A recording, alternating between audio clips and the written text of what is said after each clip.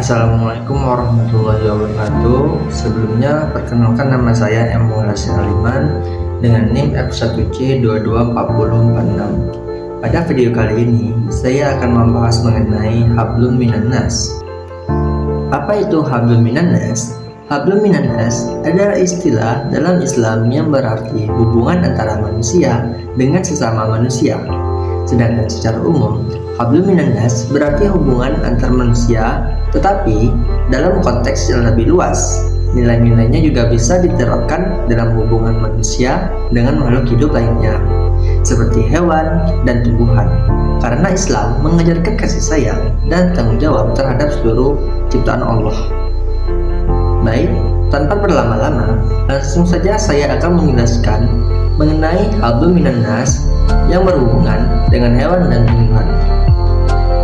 Salah satu hewan yang sering dijadikan contoh dalam Islam terkait kasih sayang dan akhlak mulia adalah kucing. Mengapa kucing istimewa dalam Islam? Kucing adalah hewan yang sangat dihargai dalam Islam. Rasulullah SAW sendiri memiliki kucing peliharaan bernama Mu'izah yang sering disebut dalam berbagai kisah teladan. Dalam salah satu kisah yang terkenal, ketika Mu'izah tidur di lengan jubah Rasulullah, beliau memilih untuk memotong bagian lengan jubahnya agar tidak mengganggu tidur kucing tersebut. Ini adalah contoh nyata dari sikap lembut dan penuh kasih sayang terhadap hewan. Hablum Minan Nas dalam konteks merawat kucing, meskipun kucing bukan manusia, memperlakukannya dengan baik adalah cerminan dari nilai-nilai Hablum Minan Nas yang diperluas dalam kehidupan sosial dan lingkungan. Berikut beberapa sikap yang mencerminkan Hablum Minan Nas melalui interaksi dengan kucing. Yang pertama, ada kasih sayang dan kepedulian. Merawat kucing dengan penuh kasih sayang menunjukkan kepedulian terhadap makhluk hidup, seperti memberi makan dan minum secara teratur, membersihkan kandang atau lingkungan tempat tinggal kucing, memberikan perhatian jika kucing sakit atau terluka. Tindakan ini bukan hanya baik untuk kucing, tapi juga menunjukkan bahwa seseorang memiliki empati dan tanggung jawab, sikap yang juga penting dalam hubungan antar manusia. Yang kedua, ada sedekah dan amal kebaikan. Dalam Islam, segala bentuk kebaikan yang ditujukan kepada makhluk hidup bisa bernilai ibadah. Memberi makan kucing, menyelamatkannya dari bahaya, atau merawatnya dengan baik merupakan bentuk sedekah.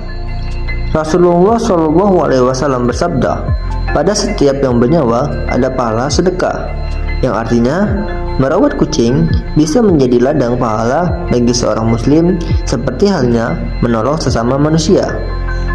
Yang ketiga ada larangan menyiksa kucing. Islam dengan tegas melarang perbuatan menyiksa atau menelantarkan kucing. Dalam sebuah hadis disebutkan, seseorang wanita disiksa karena seekor kucing yang dia kurung hingga mati. Dia tidak memberinya makan atau minum, dan tidak pula memberikannya makan dari selenggah tanah. Hadis ini menunjukkan bahwa menyakiti hewan, termasuk kucing, bisa membawa dosa besar.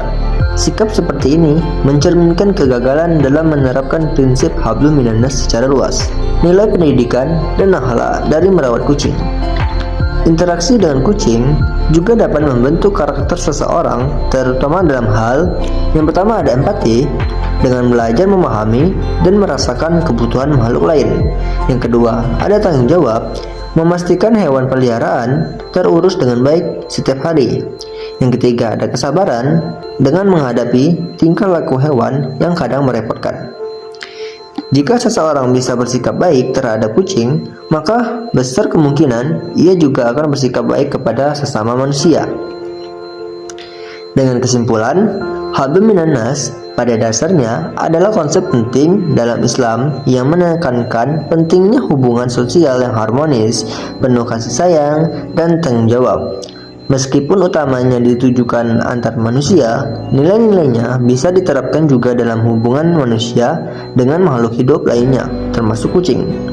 merawat dan menyayangi kucing adalah bagian dari pengalaman akhlak Islami, memperluas makna hablum minannas dalam kehidupan sehari-hari.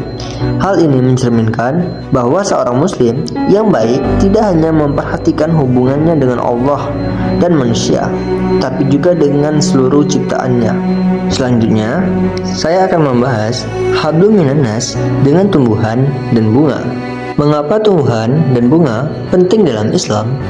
Tumbuhan, bunga, dan tanaman secara umum adalah makhluk ciptaan Allah yang memiliki banyak manfaat bagi manusia dan lingkungan, seperti menghasilkan oksigen, menjadi sumber makanan dan obat-obatan, menyerap polusi dan memperindah lingkungan, serta menjadi tempat hidup bagi hewan. Karena perannya yang sangat penting, Islam mengajarkan agar manusia menjaga, merawat, dan tidak merusak tumbuhan dan alam. Nilai hablum minannas dalam merawat tumbuhan dan bunga. Yang pertama, menanam pohon sebagai sedekah. Islam mengajarkan bahwa menanam tanaman yang bermanfaat adalah bentuk sedekah jariah, yang pahalanya terus mengalir selama tanaman tersebut memberi manfaat bagi makhluk lain. Rasulullah Shallallahu Alaihi Wasallam bersabda, "Tidaklah seorang muslim menanam pohon atau menanam tanaman, lalu burung, manusia, atau hewan memakan darinya, melainkan itu menjadi sedekah baginya." Hadis riwayat Bukhari dan Muslim. Dengan menanam dan merawat tumbuhan, kita bukan hanya memberi manfaat bagi lingkungan, tetapi juga mendapat pahala yang terus mengalir. Yang kedua ada menjaga dan tidak merusak alam. Islam sangat menekankan untuk tidak berbuat kerusakan di bumi, termasuk merusak hutan, memotong pohon sembarangan, atau membakar lahan. Ini mencerminkan bahwa merusak tumbuhan adalah tindakan yang bertentangan dengan nilai-nilai hablum minannas, karena bisa merugikan banyak orang dan makhluk lainnya. Dalam hadis menyatakan, "Dan janganlah kamu membuat kerusakan di muka bumi sesudah Allah memperbaikinya." Yang ketiga, merawat taman dan lingkungan. Menjaga kebersihan taman, merawat bunga, dan melestarikan tanaman di rumah, sekolah, atau tempat umum mencerminkan akhlak yang baik dan kepedulian sosial. Lingkungan yang asri akan memberikan kenyamanan dan kesehatan untuk semua orang. Ini sejalan dengan prinsip hablum minannas dalam membangun kenyamanan bersama. Yang keempat, menghargai keindahan dan keseimbangan alam. Bunga dan tanaman memiliki nilai estetika dan fungsi ekologis. Ketika seseorang menghargai dan menjaga keindahan bunga, ia sedang menjalankan bagian dari tanggung jawab sebagai khalifah di bumi. Ini adalah bentuk tanggung jawab sosial yang mencerminkan rasa syukur kepada Allah dan rasa hormat kepada sesama manusia. Pelajaran akhlak dari merawat tumbuhan dan bunga, merawat tanaman tidak hanya memberi manfaat fisik, tetapi juga membentuk karakter seseorang. Seperti halnya disiplin, yakni membutuhkan kesabaran dan keteraturan dalam menyiram dan merawatnya. Yang kedua ada kepedulian, dengan melatih kepekaan terhadap makhluk hidup. Yang ketiga ada tanggung jawab, mengajarkan komitmen terhadap kehidupan dan lingkungan. Dan yang terakhir ada kerjasama, seperti halnya dalam proyek tanam bersama di sekolah atau masyarakat. Kita belajar bekerja sama demi kebaikan bersama. Walaupun hablum minannas secara harfiah berarti hubungan antar manusia, nilai-nilai yang terkandung di dalamnya dapat diterapkan dalam hubungan manusia dengan tumbuhan dan bunga. Kita seseorang menanam, merawat, dan menjaga tanaman, ia sejatinya sedang menjaga lingkungan yang juga bermanfaat bagi manusia hal lainnya. Merawat tumbuhan dan bunga adalah bentuk nyata dari kepedulian sosial, tanggung jawab terhadap alam, serta bagian dari ibadah yang berpahala. Maka, sebagai seorang muslim, kita dianjurkan untuk mencintai dan menjaga ciptaan Allah, termasuk tumbuhan, sebagai bagian dari implementasi nilai-nilai hablum minannas yang luas dan menyeluruh. Sekian video vlog pembahasan hablum minannas dari saya pamit undur diri. Wassalamualaikum warahmatullahi wabarakatuh. Bye.